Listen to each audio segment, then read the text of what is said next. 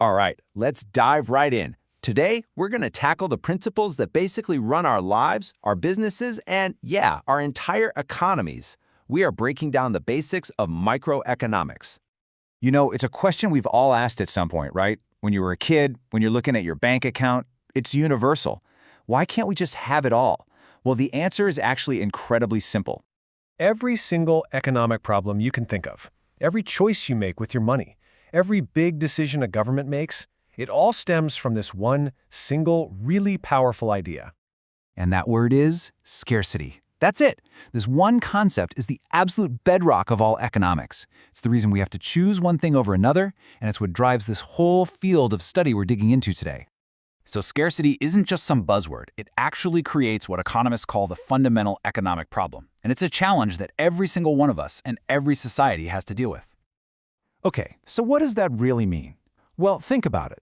Our wants for better phones, bigger houses, more vacations, they're pretty much endless.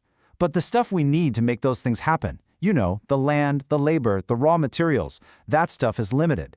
And that basic mismatch, that's the core challenge of economics right there. Because of this scarcity problem, we're basically forced to make choices in three key areas of life. First, production. What are we actually going to make with the stuff we have? Second, exchange. How do we trade things with each other? And third, consumption. Who gets to enjoy all the goods and services we produce? Answering these questions is, well, it's the whole job of an economy. So how do we even begin to study these choices? Well, that's exactly where microeconomics comes into the picture. It's like the magnifying glass we use to see how scarcity affects us on a much smaller, more personal scale. Essentially, microeconomics zooms way in. We're not talking about a country's entire GDP or inflation rate. Nope. We're talking about your budget, how a family decides to spend its money, or how one company sets its prices. It's all about these smaller players making decisions with the limited resources they've got. Just think of it like this. Microeconomics is all about the small picture. It's focused on you, on me, on individual consumers, and specific companies making choices. These are all the tiny moving parts that, when you put them all together, make up that giant economic machine. You know, the best way to get this is the old can't see the forest for the trees saying. Macroeconomics studies the whole forest. It's looking at the big picture, the health of the entire national economy. But microeconomics, what we're focused on, gets right down there and examines the individual trees, a single person, one household, or one business inside that big forest.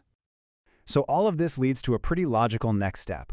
Because our resources are scarce, every single society out there, doesn't matter if it's rich or poor, has to answer three huge fundamental questions.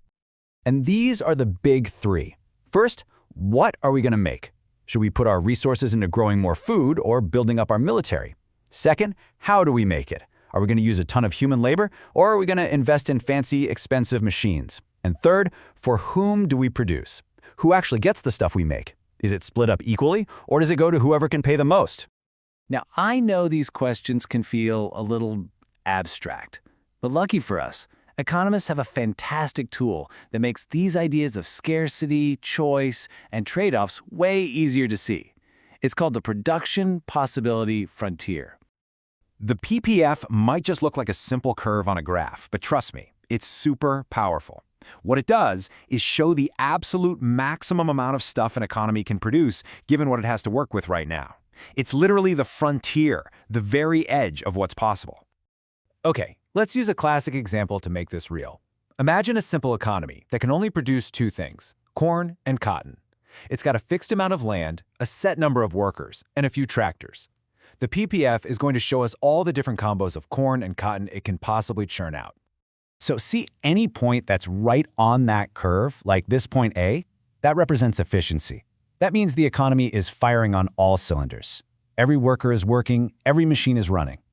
But, and this is so important, to get more of one thing, say more corn, you have to give up some of the other, the cotton. That's the trade-off. And what you give up, that's called the opportunity cost. Now, what about a point inside the curve, like point B here? Well, that means the economy is being inefficient. Resources are just being wasted. Maybe there are a lot of unemployed people, or factories are just sitting dark. The country could be producing more of both corn and cotton if it just got its act together and used its resources better. And finally, you see point C, way out there beyond the curve. That's the dream, right? More of everything. But with what the economy has right now, it's simply unattainable. This point is the perfect visual for scarcity. So how do you ever get to point C? Well, you need economic growth.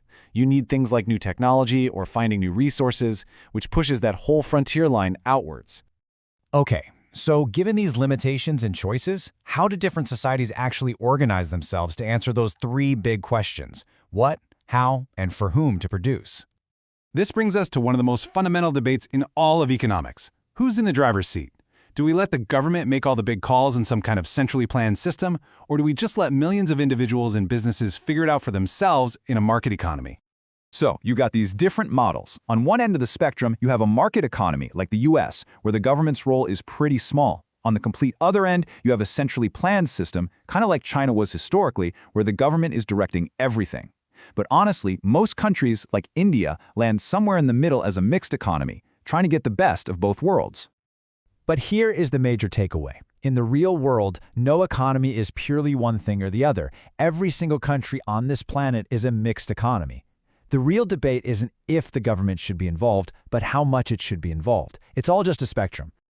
And that really brings us right back to the beginning. See, microeconomics isn't just some boring subject in a textbook. It's the science of choice. It explains why you can't have everything you want, and it's the framework we use to decide what's most important.